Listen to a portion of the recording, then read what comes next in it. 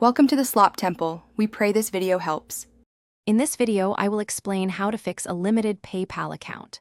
First, log in to your account and navigate to the Resolution Center. This is your central hub for understanding why your account was limited and what specific actions are required from you. Carefully review the messages there, as they will outline the exact steps you need to take to restore full access. Understanding the root cause is the crucial first step in resolving any limitations. Next, you will likely need to submit various documents to verify your identity and address. This often includes a government-issued identification, such as a driver's license or passport, and proof of address like a recent utility bill or bank statement, typically within the last 3 months. Ensure all documents are clear, legible, and match your PayPal account details precisely. Uploading accurate information promptly is key to a swift resolution.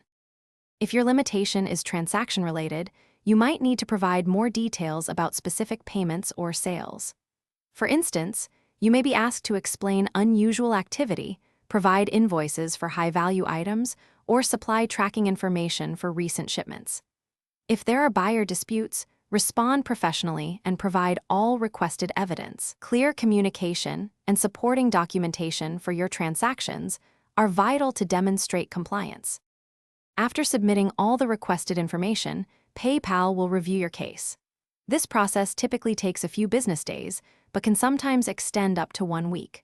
Regularly check your email and the Resolution Center for updates on your account status. If you haven't received a response within 7 days, it's advisable to contact PayPal customer service directly for an update.